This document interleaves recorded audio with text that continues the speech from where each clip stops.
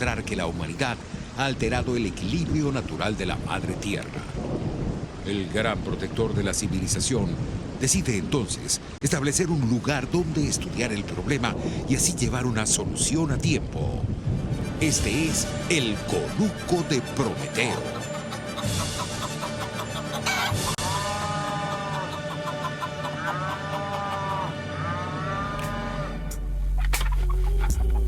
Bienvenidos al Conuco de Prometeo, este magazine en donde, principalmente hablamos de ambiente y el ambiente en este momento está caliente y esa calentura afecta realmente a todos los humanos que estamos en este planeta y los afecta muy particularmente a nivel político. Por lo tanto, vamos a tratar de ver cómo este tema ambiental, este tema ecosistémico que nosotros solemos tratar aquí en el Conuco se está percolando a todos los aspectos de nuestra vida de una manera preocupante, pero también de una manera que nos permite a nosotros pensar con un poco más de amplitud sobre lo que estamos haciendo aquí y de qué manera podemos echar el carro para adelante. Bienvenidos al Conuco de Prometeo.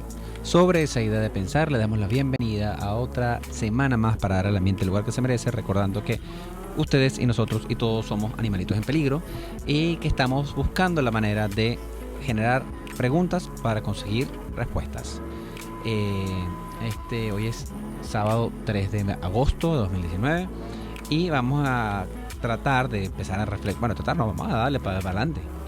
Pa'lante, mira, la noticia, digamos, con lo que queremos abrir el programa de hoy es como un combo, ¿no? Ha salido en prensa unos informes bastante preocupantes de que a partir de que Bolsonaro llegó a la presidencia de Brasil, la deforestación en la Amazonía se ha disparado. La Amazonía brasilera siempre ha sido la más deforestada. Llevaban como un par de lustros en donde la deforestación en la Amazonía estaba reduciendo su tasa. No quiere decir que no había deforestación, pero no era tan grande como había sido en el pasado.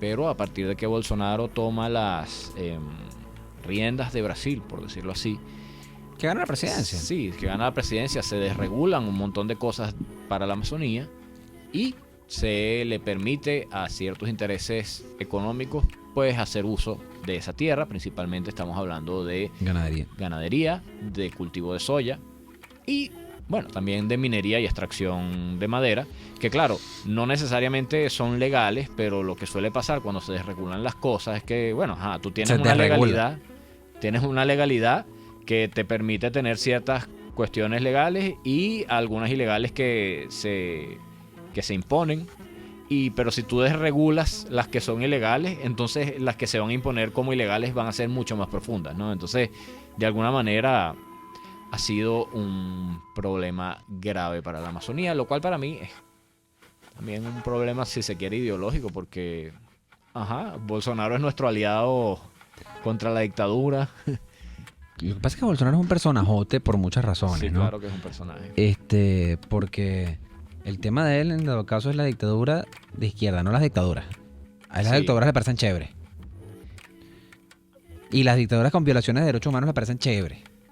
Entonces, ¿qué pasa? Que ahorita sirve porque nos apoya en la lucha contra la dictadura, más nada. Pero cuidado.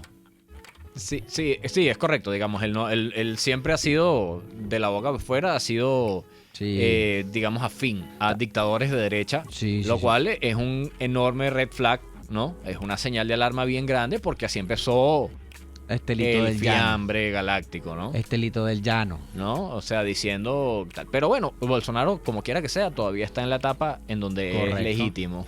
Correcto, claro. Dentro de todo, la legalidad, pues, lo amarra. Sí. Ahora, precisamente, esa legalidad es la que está utilizando para quitar la legalidad a los marcos que protegen la Amazonía. Es un problema, ¿no? Es un problema porque, o sea, uno como ecólogo quisiera estar completamente en contra de Bolsonaro. Sin embargo, de alguna manera, la propia sobrevivencia depende un poco de él. Por supuesto. Pero estas son... Todo lo que sea malo para nuestra dictadura es bueno para nosotros. Es bueno para uno. Y estos son conflictos de los que hay que hablar claro, ¿no? Digamos, creo que lo importante... Ya vamos a entrar en materia, digamos, ambiental, pero creo que en este momento lo importante es saber que Bolsonaro es un chimbo, pero en este momento hay que hacer alianza con él, pues. Y no hay que andar, o sea, no hay que ponerse, bueno, como Bolsonaro me va a ayudar contra Maduro, entonces yo tengo que apoyarlo en todo, ¿no? De alguna manera, esa es una trampa de la lógica en la que no podemos caer. Sin embargo, está este problema de la Amazonía y esto es grave. Y aquí voy a caer en el hilo conductor del programa que vamos a tener hoy. Hoy vamos a estar hablando de los puntos de no retorno. A partir de que salen estos informes de que la deforestación amazónica en Brasil se ha disparado con las medidas que ha tomado Bolsonaro, por lo menos las ejecutivas. Correcto. También han empezado a salir informes de la ONU que dicen, hey, el tema con la Amazonía es que si la deforestación pasa de cierto umbral, que se calcula más o menos en el 20% de su superficie original, el bosque amazónico puede entrar en una nueva etapa. Y vamos a explicar... ¿En esa nueva etapa estamos hablando desde el punto de vista de desarrollo biológico o de qué? No, principalmente tiene que ver con un tema de agua. Fíjate lo que pasa con la Amazonía. Agua. Sí, fíjate lo que pasa con la Amazonía. La Amazonía es un enorme océano de árboles. 6 millones de hectáreas. Eso significa que es una superficie casi plana, muy grande, como un enorme, gigantesco lago. De manera que tiene las mismas dinámicas de un mar, pero en la tierra. Imagínate. Entonces, porque claro, la radiación solar ahí no se rebota, sino que es absorbida. Entonces, esto lo hemos hablado en este programa anteriormente, es lo que se llama la biobomba amazónica. Toda el agua que viene por condensación desde el Atlántico no debería pasar, ponte tú, de Manaos. Okay. Sin embargo, hace todo un ciclo que llega hasta la Patagonia. Mierda. Entonces, eso ocurre debido a la acción del bosque amazónico. El bosque amazónico genera una especie de bomba de presión a través de su transpiración y a través de otros mecanismos que están bastante bien estudiados, que empuja agua de los vientos alisios hacia el continente americano. Eso significa que gracias al bosque amazónico, el continente americano, el norte de Argentina es extremadamente productivo, por ejemplo. Okay. Si no, sería muy seco. Gracias al bosque amazónico, la misma Amazonía se mantiene siendo un bosque y se mantiene esa bomba funcionando. Gracias a la Amazonía... Una bomba, pues, como exacto, una bomba. Es una bomba. Es una bomba que chupa agua del Atlántico. Agua dulce, por supuesto. Por supuesto. Y la reparte por toda Sudamérica, y eso hace que Sudamérica sea el continente maravilloso, increíble que es. Ok. Entonces, claro, aparte de darnos agua, la Amazonía se da agua a sí misma de esta manera. Por eso pueden ser 6 millones de kilómetros cuadrados que están lejísimos del mar. Porque, ¿qué pasa? Por el lado del Pacífico, el aire no puede pasar, porque está la cordillera de los Andes. La cordillera de los Andes impide, entonces, por la altura, que eso pase. ¿Cómo llega el agua a la vertiente, digamos, oriental de los Andes? Esa agua viene del Atlántico y la empuja a la Amazonía para adentro. Cuando el bosque amazónico, según estos cálculos, llega a perder 20% de su superficie, lo que ocurre es que este flujo de esta bomba se hace más débil. Y claro, al no tener, en parte porque el suelo se calienta, en parte porque hay menor transpiración, y todo, o sea, porque se trastocan los flujos de agua del bosque amazónico. Entonces, ¿qué es el punto de inflexión? Que a partir de ese umbral, el bosque amazónico empieza a comerse su reserva de agua. Okay. Y se va transformando. Deja de distribuir y empieza a... Es como los ahorros. Empieza a comerse sus ahorros y se empieza a gastar los ahorros. Y por los bosques, que esto es lo que se supone que puede empezar a pasar, por los bosques se empieza a convertir en un bosque seco. El bosque amazónico es un bosque que permanece verde todo el año, pero además genera lluvia todo el año. Si nosotros nos vamos al trópico americano, lo normal sin bosque amazónico es una cosa como lo que pasa aquí en Caracas, que tú tienes 6 meses de lluvia y 6 meses completamente secos, en donde tú tienes una vegetación completamente diferente. Entonces, el temor es que el bosque amazónico, como ha pasado en el pasado muy lejano de esa zona, se empieza a convertir en un bosque seco. Y lo que pasa con un bosque seco es que es mucho más sensible a incendios. Entonces, A partir del punto de inflexión, lo que se predice es que la velocidad a la que se va a perder todo ese bosque es enorme. Okay. Entonces, ¿qué pasa con los puntos de inflexión en ecología? Enorme, a ver, ¿qué es enorme en velocidad? En tiempo. Esa es la estimación que no se tiene. Pero Ok. hasta ahora nosotros hemos tenido un bosque que ha mantenido su función, pero ha perdido superficie. Y lo que vamos a tener a partir del bosque de inflexión es un bosque que está perdiendo su función. Entonces, poco a poco se va a ir transformando en un bosque seco, en un sistema completamente diferente al que había y en donde va a haber mucho más incendios. Y ese es el peligro. Que eso es lo que va a hacer, porque tú puedes decir, bueno, se va a empezar a secar el bosque por los bordes hacia adentro. Pero el problema es que nosotros le prendemos candela a todo. Entonces el bosque se va a empezar a quemar y entonces una cosa va a aumentar la otra y va a entrar en un ciclo. Eso es lo que pasa después del punto de inflexión, que se entra en el círculo vicioso. Efecto de bola de nieve, claro. ¿Qué pasa? Pierdes el bosque amazónico, pierdes el agua en Sudamérica, pierdes el agua del Guri, pierdes el agua de la Patagonia y en general el clima del planeta sufre mucho porque el bosque amazónico es tan enorme que es un pulmón vegetal para todo el planeta. Eso es lo que se teme con el punto de inflexión. Y nosotros queremos hablar hoy del punto de inflexión porque es una dinámica que los humanos no estamos acostumbrados a tener en cuenta, pero ha tenido una influencia enorme sobre nuestra vida en este planeta, que es que los problemas, como una tormenta, ¿no? Todo está bien, todo está bien, todo está bien, todo parece estar bien. Hay como unos indicadores, pero como tú estás viviendo bien, no les para. Y de repente eso se dispara. Y tú no sabes qué te pasó. Y no tienes para dónde agarrar además. Y eso es un problema bien serio. En el caso del bosque amazónico, eso se viene advirtiendo desde hace mucho tiempo. Pero como la gente no cree en los científicos, sino en lo que siente, en lo que ve, sin información, nadie le ha parado a esto. Y parece que estamos llegando a un punto de inflexión serio en el bosque amazónico, porque la deforestación del bosque amazónico en los últimos 50 años llega ya al 17% de la superficie original. Oh, mierda. Okay. Lo cual significa que estamos llegando bastante cerca a este umbral. ese 20. Claro, este umbral es una estimación, ¿no? Ok.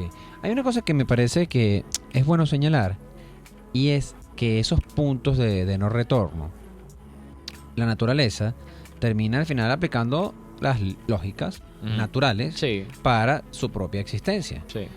¿Y a qué voy con esto? Es que tú siempre lo dices, pero creo que quizás no lo dices con las palabras correctas o no, o quizás no lo dices con la emoción correcta o no, porque lo ves desde un punto de vista muy analítico, pero cuando tú lo dices yo lo entiendo perfectamente.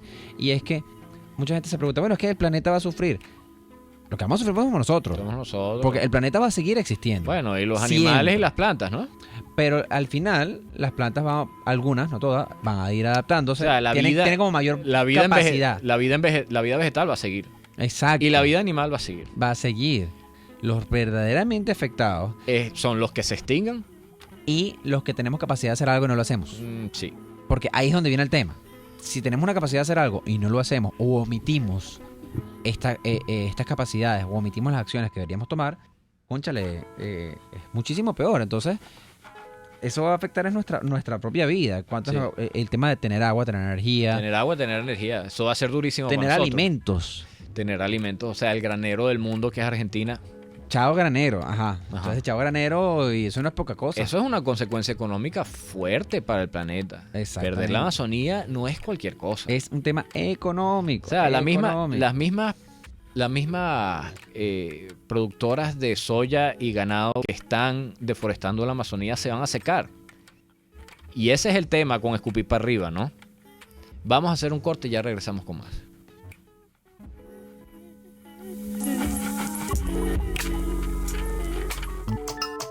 Les estamos presentando El Conuco de Prometeo por RCR 750 AM. Puedes seguirnos en nuestras redes sociales. En Twitter, @RCR750, la radio que se ve. Mingo, ¿y qué te dijo tu vecina hoy? Bueno, Mingo, este régimen chabacanizó y ranchificó la estampa de los funcionarios públicos a tal nivel que los profesionales con méritos son desechados al extremo que mientras más ordinarios son, mientras más groserías digan, mientras más incultos sean, más posibilidades tienen de ocupar los cargos más importantes del Estado. Y ya hemos visto los resultados de esta mediocridad propiciada desde el Ejecutivo. Venezuela está quebrada, las instituciones prostituidas y la corrupción desatada. Entonces comencé a pensar en una campaña para desranchificarnos y deschabacanizarnos. Sí, mijito, así mismo como estás escuchando, es elevar el nivel de nuestra ciudadanía para que desee, para que aspire, para que exija funcionarios públicos de comprobada reputación, experiencia, habilidades, destreza, consolidada capacidad para gerenciar, no para delinquir. Por el amor de Dios, esa es la diferencia entre lo que tenemos actualmente y lo que deberíamos aspirar todos los venezolanos. Deberíamos desear gerentes y no ampones gobernándonos. Cambio y fuera. Por todos los medios, con Mingo, de lunes a viernes a las 8 de la mañana, por RCR, Periscope y rcr.tv, la radio que se ve. Usted escucha El Conuco de Prometeo, con Carlos Peláez y Gabo Domínguez, solo por RCR 750 AM. Seguimos en el Conuco de Prometeo. Estábamos hablando hoy de puntos de no retorno. Estábamos hablando específicamente del punto de no retorno de la deforestación amazónica, a partir del cual, que se calcula que es alrededor del 20%, a partir de ese punto de deforestación, se calcula que la Amazonía se va a empezar a cambiar a sí misma, ¿no? Ese es el tema, que nosotros ahorita todavía estamos a tiempo de decir, hey, vamos a parar esto porque estamos destruyendo la Amazonía. Pero a partir del punto de no retorno de la deforestación de la Amazonía, no vamos a poder hacer nada. Ese es el tema. La Amazonía se va a secar a sí misma porque va a consumir sus recursos hídricos, porque va a hacer un cambio de sus dinámicas ecológicas y poco a poco va a haber no un bosque amazónico, sino probablemente un bosque seco, que es mucho más probable que se queme y eventualmente termine siendo un pastizal. Y claro, los ganaderos y los soyeros dirán maravilloso, porque entonces ahí facilito pongo ganado y pongo soya. El problema es que la pluviosidad de esa zona depende del bosque amazónico. Es decir, la lluvia, es decir, el agua. Lo que se necesita para producir alimentos. Entonces, por eso es que es importante. Entonces, lluvia, corrijo, alimentos sin agua, amigo, no va a pasar. Claro, por eso es que es importante, o sea, porque ¿cómo hacen los animales en la selva? Los animales ven recursos, lo toman, ven recursos, lo toman, ven recursos, lo toman, y si un día no hay recursos, se mueren. Esa es la vida de un animal, esa es la vida de una planta, y esa es la vida que nosotros, como animales en peligro, tenemos milenios tratando de dejar atrás, usando nuestro cerebro, diciendo, como yo entiendo el sistema en el que vivo y cada vez lo entiendo mejor, yo ya sé que puedo predecir cómo hacer para siempre tener recursos. Y deforestar la Amazonía es exactamente lo contrario. Es volver a la dinámica de recurso lo tomo, recurso lo tomo, recurso lo tomo, no hay recurso, me muero. Entonces, esto que estamos viendo en la Amazonía ahorita, porque bueno, suenan las alarmas con el tema de Bolsonaro Bolsonaro permitiendo que los niveles de deforestación vuelvan a crecer, que ojo, durante el gobierno de Lula la deforestación en la Amazonía fue atroz, pero ahora se está disparando. Sí, y se había frenado en el último tiempo, o sea, había descendido la velocidad de la deforestación. Exacto. Eso había ocurrido paradójicamente durante el periodo de Dilma y Temer. Exacto. ¿Qué pasa de Dilma cuando... y Temer, para que mucho se habla, pero ahí pueden ver un ejemplo de ciertos criterios de responsabilidad. Eso. Ahora, ¿qué pasa? ¿Por qué pasan estos puntos de inflexión generalmente en temas ambientales? Porque, por ejemplo, con el tema de los arrecifes de coral blanqueándose también está pasando eso. O sea, han sido muchos años de los académicos que trabajan con corales diciendo, hey, aquí está pasando algo, aquí está pasando algo, aquí está pasando algo, pero todavía no se ve. Y de repente hay eventos masivos de blanqueamiento de corales. Eso es lo que hablamos cuando decimos punto de no retorno. El punto de no retorno que más temen los científicos y que todavía la gente ahorita no les está creyendo es el del cambio climático. El problema con el cambio climático, y es una de las cosas difíciles de transmitir, es que no se quiere evitar que se llegue a una atmósfera 8 grados más caliente. Claro, porque no va a ser posible nuestra Lo propia que se existencia. quiere evitar es que se llegue al punto de no retorno, que es un nivel mucho más bajo que 8 grados centígrados, pero que si lo cruzas, el mismo sistema climático va a llevarse a sí mismo a 8 grados centígrados. A una velocidad que aún no tenemos capacidad de medir. Pero a una velocidad que la vamos a sentir. Ese es el tema, porque hasta Ok. ahora el tema con el clima es que esto tiene que ver con la capacidad de amortiguación. El bosque amazónico tiene una capacidad de amortiguación. Puede llevar un cierto nivel de pela y lo aguanta, Ok, ¿no? En entiendo. pocas palabras. Hasta que llega un garrotazo que ya no aguanta más. Y se llega al punto de inflexión. Con el Ok. clima pasa lo mismo. El sistema climático es algo tan complejo porque incluye un componente oceánico del cual sabemos muy poco, incluye un componente polar, etcétera, etcétera.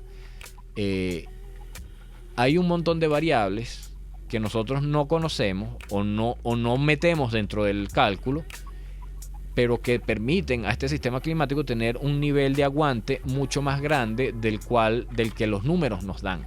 Ok. Pero nosotros sabemos que detrás de eso hay un punto de no retorno. Y Ok. que si lo alcanzamos, el mismo sistema climático le va a dar igual si nosotros cambiamos todas las termoeléctricas por solares.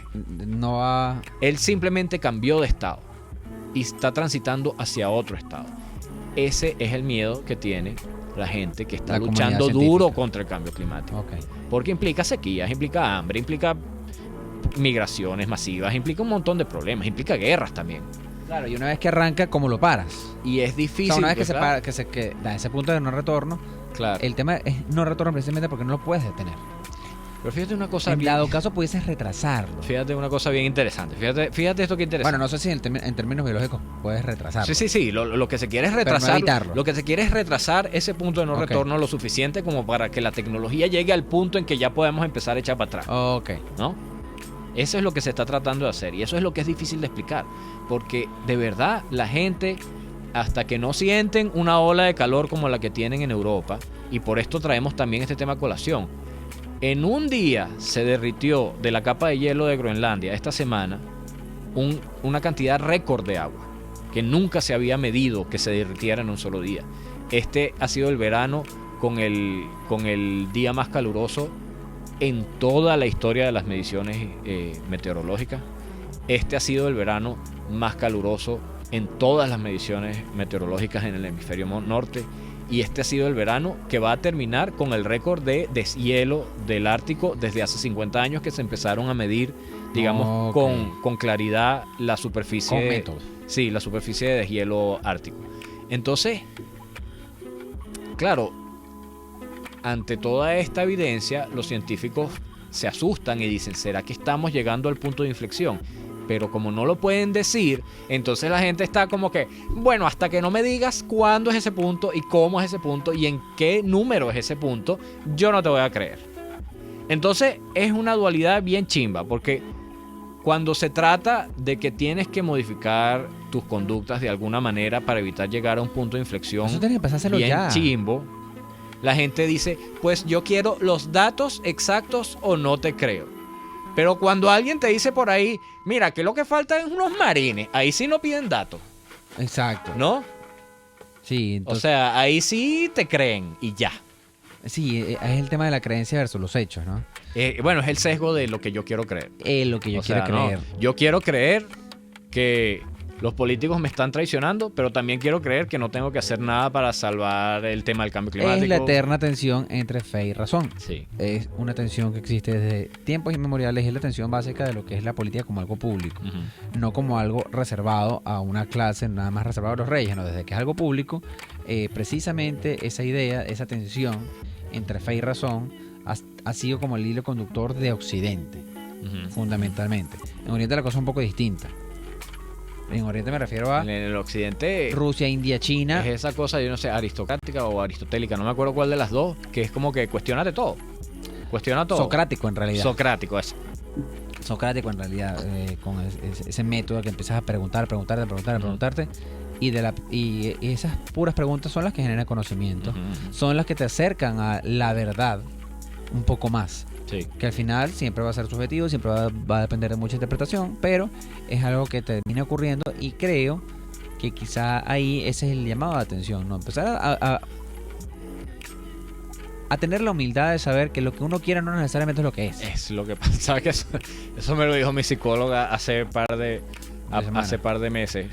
Me dijo como, bueno, pero a lo mejor los malos pueden ganar. Y yo me quedé como, no me acuerdo de qué estábamos hablando. Y yo me quedé como, Pero yo no quiero que eso pase. sí, yo Pero no es quiero un que eso hecho. pase, pero es una posibilidad que yo no había ni siquiera considerado. Porque tú querías Porque creer yo que no no. quiero que eso pase. Exactamente. Pues nos saluda también Paola. Nos dice Salgado. Para ver. 2016, 2 millones de toneladas fue de la cantidad que se derritió en Groenlandia. Ajá. 2 En un millones de día. toneladas. En un día. En un día. Un día. Mi alma, mamita querida, como dicen los... Bueno, el argentinos. calor está tan fuerte en el Ártico que hay incendios forestales en el Ártico. Hay uno, porque ¿sabes qué pasa con el Ártico? Bueno, no el Polo Norte, sino por encima del Círculo Polar Ártico hay unos bosques de coníferas Claro. ancestrales. Las coníferas están llenas de resina y aceite. Entonces, Como cuando la temperatura es muy baja, no se ven afectadas. cualquier chispa, exacto, cualquier chispa que se prenda ahí es un incendio mamarrudo. El problema es que, el problema no. Ese sitio es tan frío que nunca hay incendios. Pero Mamarrano, este año hubo incendios forestales horribles por encima del Círculo Polar Ártico. Eso es grave. Sí, yo leí algo de eso en Euronews que estaban mencionando que eran problemotas que de hecho el ejército ruso se movilizó Sí, para tratar de atenderlo. porque son como signos del fin de los tiempos, de alguna manera. Y es una verdad, en el sentido de que Lo que pasa es que eso te ese indica. enunciado no combina con la verdad, o sea, con algo tan científico, porque suena muy trágico, suena muy fantástico.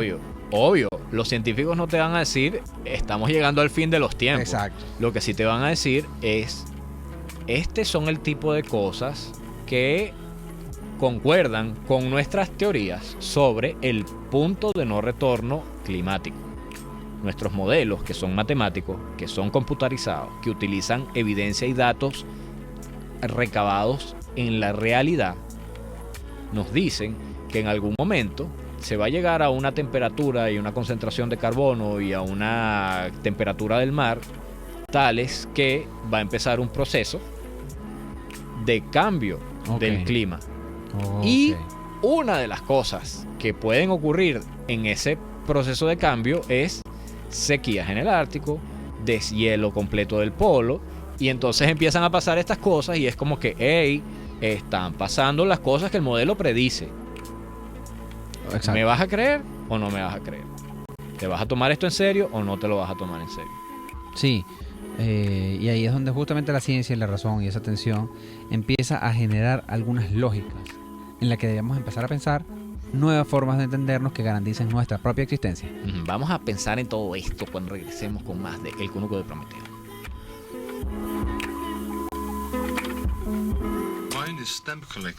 Carlos Peláez y Gabo Domínguez en El Conuco de Prometeo, solo por RCR 750 AM. Puedes seguir nuestra programación a través de rcr.tv, la radio que se ve. En la crisis se encuentran las oportunidades. Aquí en Sin Estrés se las mostramos con invitados especiales que nos regalan sus experiencias por una Venezuela mejor. Cada tarde, de lunes a viernes a las 3, desde el emprendimiento, la educación, la salud y el entretenimiento. Por nuestra calidad de vida se nos hace necesario tomar un respiro del agobio diario, dedicar unos minutos a la salud mental y emocional para vivir sin estrés. Sin Estrés, de lunes a viernes a las 3 de la tarde por RCR 750 AM y rcr.tv, la radio que se ve. RCR 750 AM. Porque lo bueno une.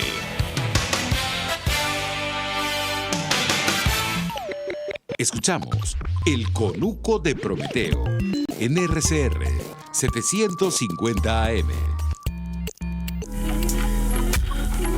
Seguimos en el conuco de Prometeo. Estábamos hablando como de los puntos de inflexión, de los puntos de no retorno, en este caso amazónico y climático, y cómo eso es un problema. Y estábamos hablando, por ejemplo, de que nos dicen por el Periscope, etcétera, el tema de que Europa tuvo una temporada de calor mucho más larga, lo cual es bueno en principio para la agricultura europea.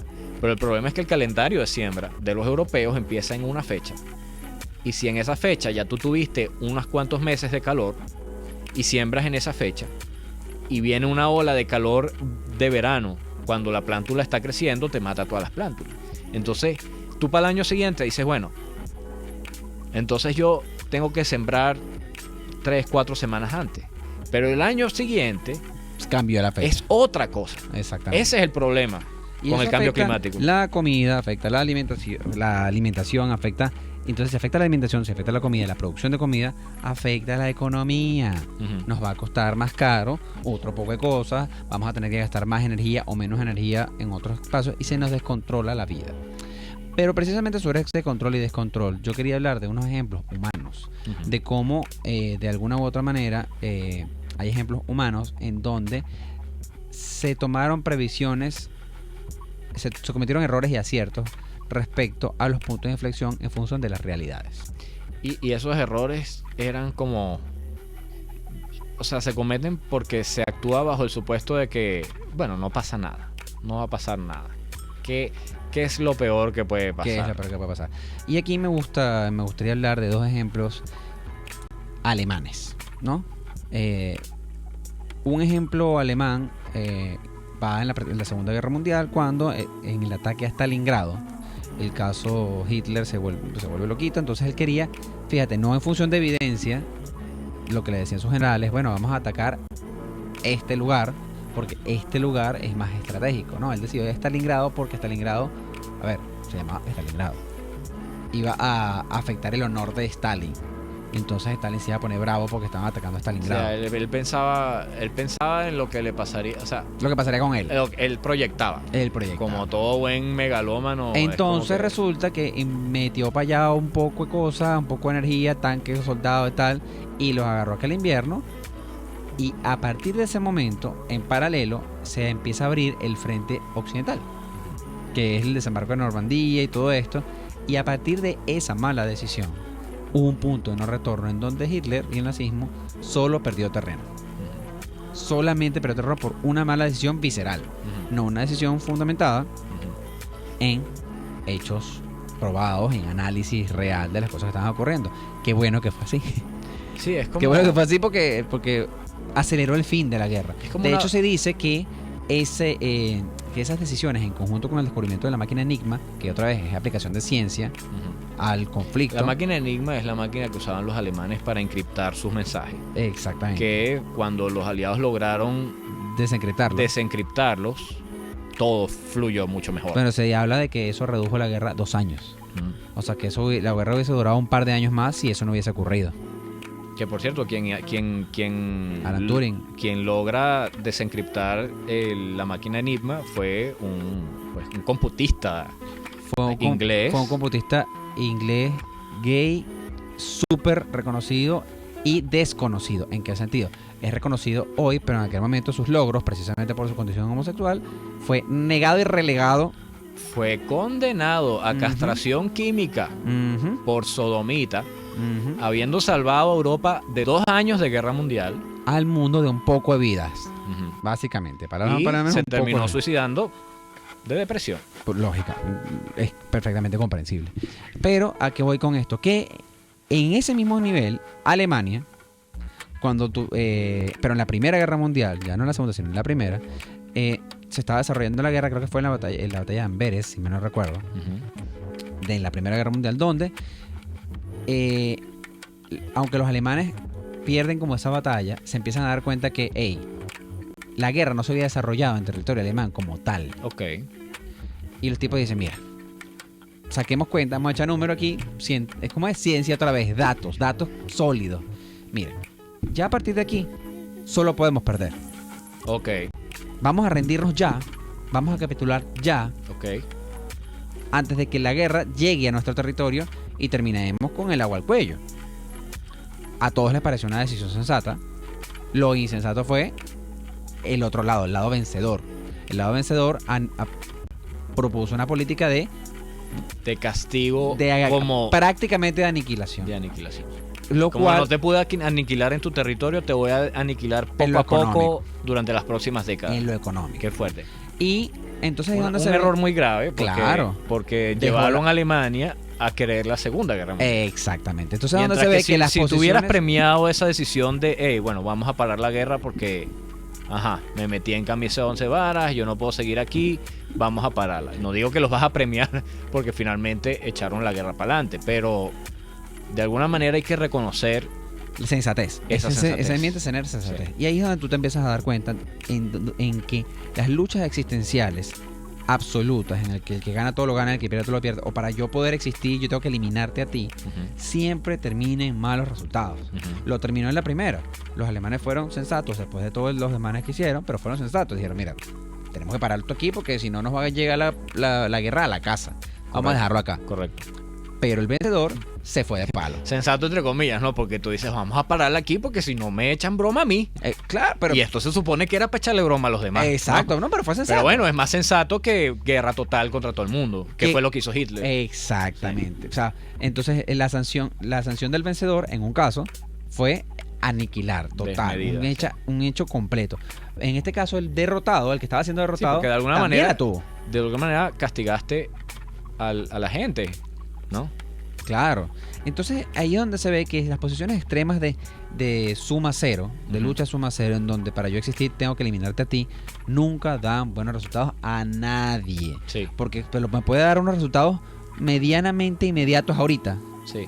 Son transitorios. Son Son resultados transitorios. transitorios. Son transitorios, pero en el lapso de un tiempo mediano y a veces hasta breve, eso se te devuelve. Sí. Entonces la lucha existencial, amigos, no es sensata. Fíjate, sí, bueno. Nos sí. pone a todos en peligro como animalitos que somos. Exacto. Pero volviendo al contexto del punto de no retorno, ¿no? Es como la analogía, es como un globo, ¿no? Ok.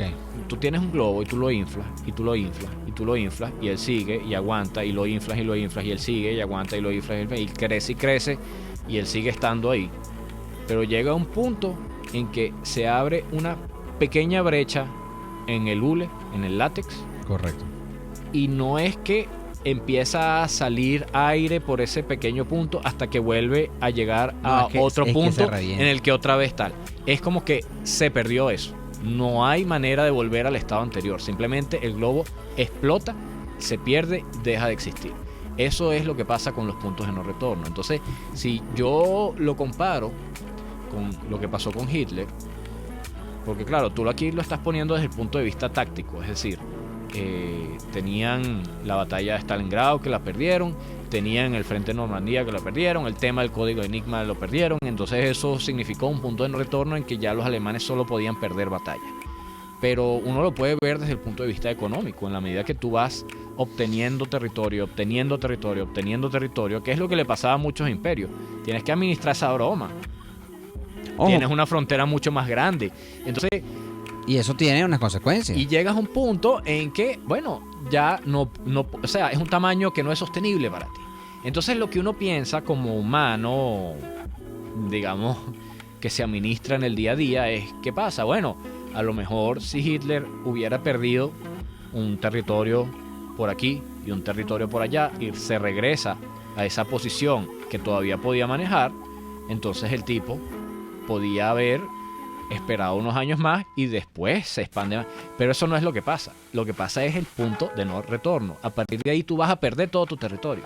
No es que vas a poder echar para atrás, porque te gastaste tantos recursos en llegar al punto en el que estás, que ya el castillo de naipes que tú construiste simplemente se está derrumbando. Se te hace insostenible. Y ahí es donde también empezamos a ver el tema de la utilización de datos, de la ciencia.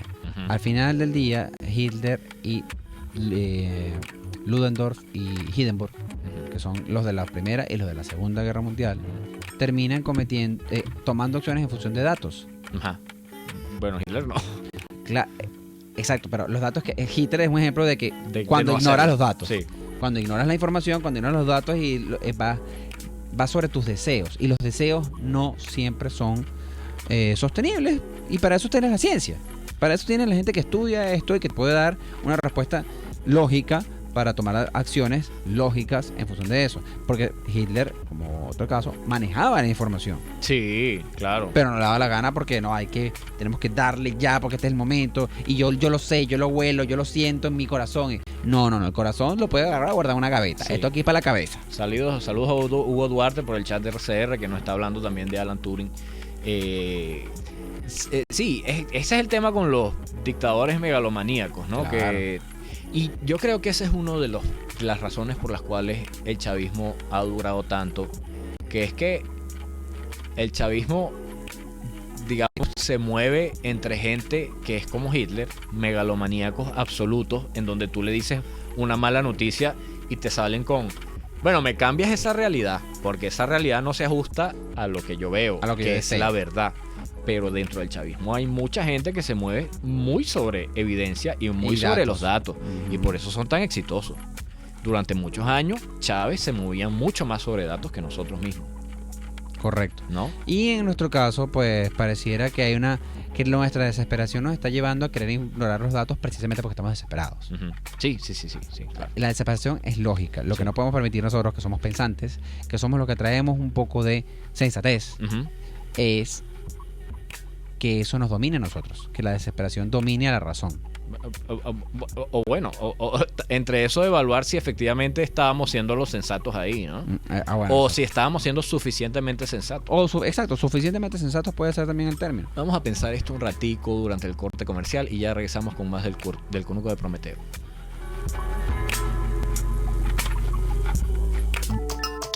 Les estamos presentando El Conuco de Prometeo por RCR 750 AM.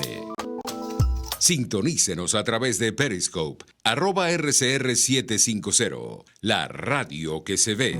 En Ávila Gallery tenemos los más hermosos vitrales para embellecer tu casa, locales comerciales, oficina y todos tus espacios. Elaborados por nuestro artista exclusivo Javier Illarramendi. Abstractos, ávilas, lámparas Tiffany's y todo en vitrales. Síguenos en Instagram por @AvilaGallery1 o llámanos al 0414-127-4060.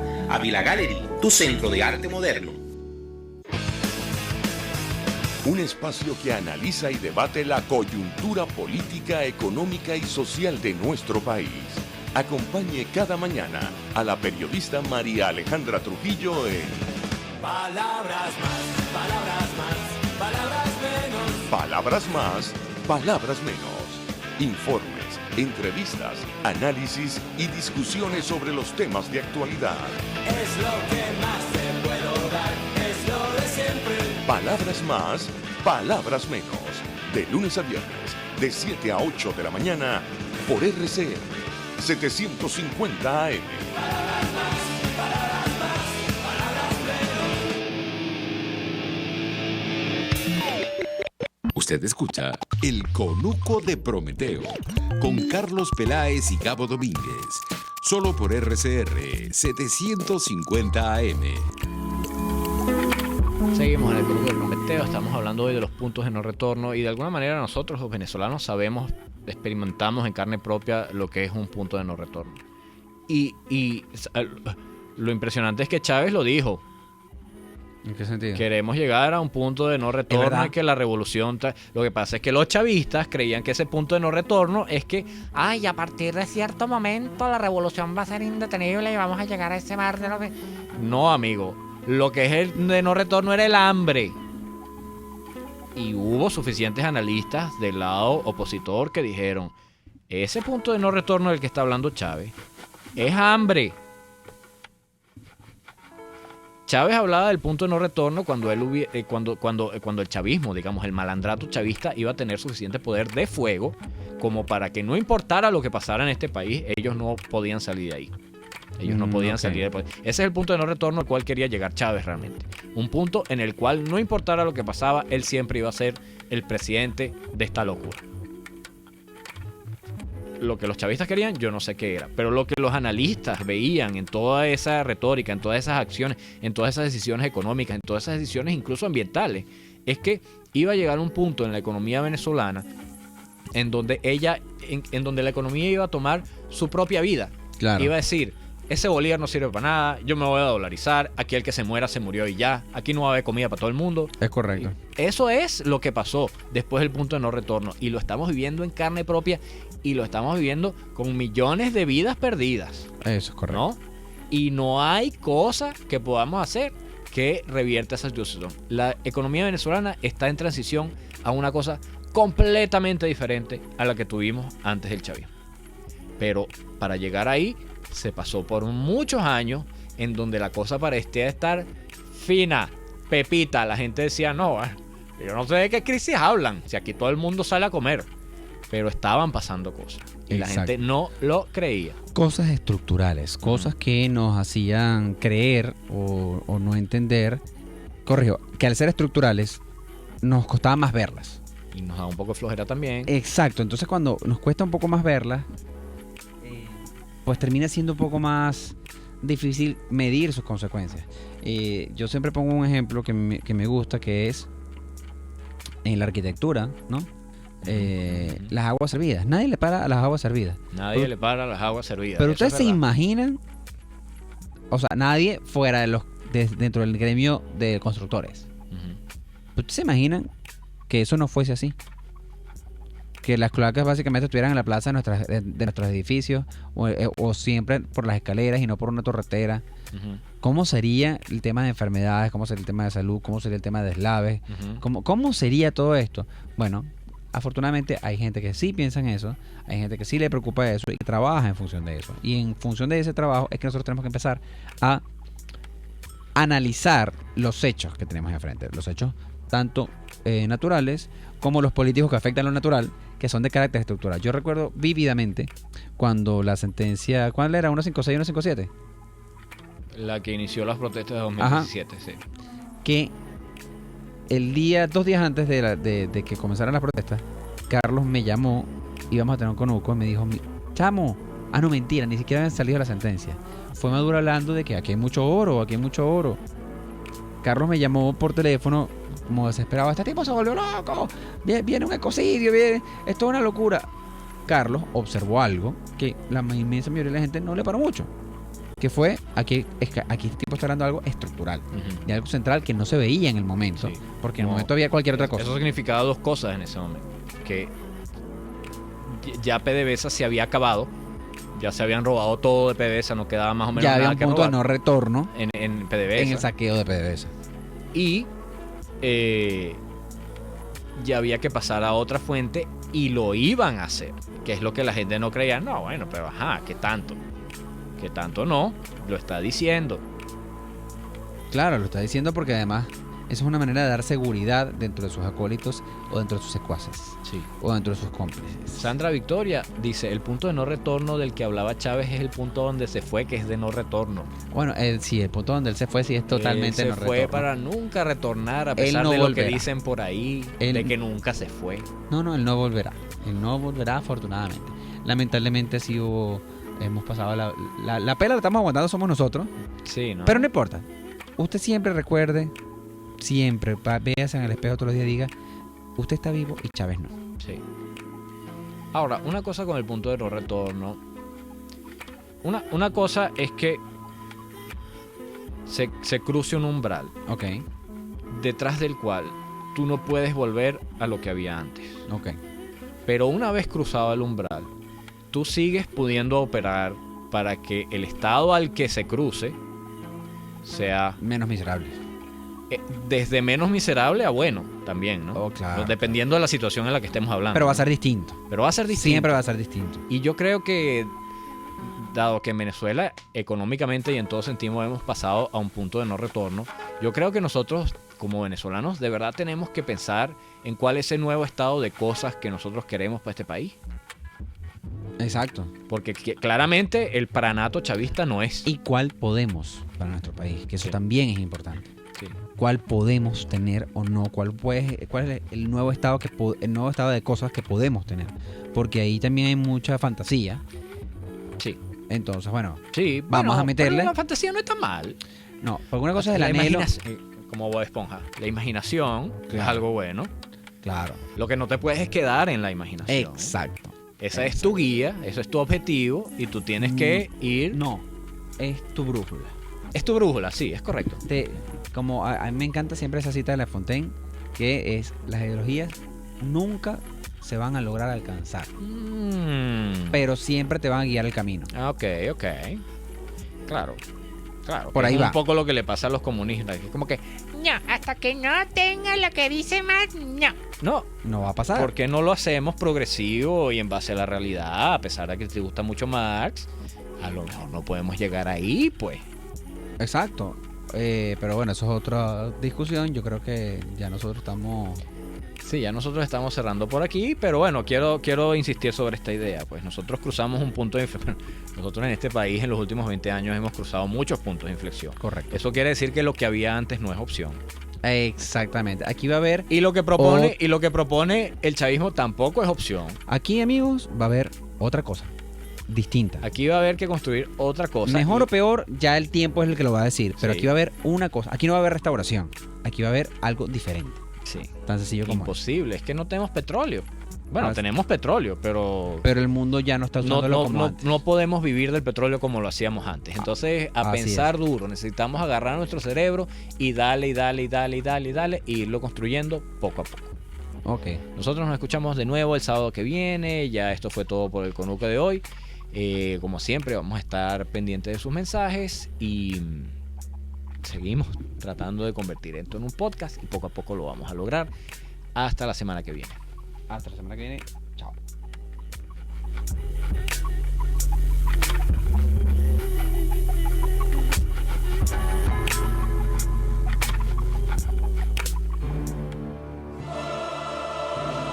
El tiempo se ha agotado. Mentira.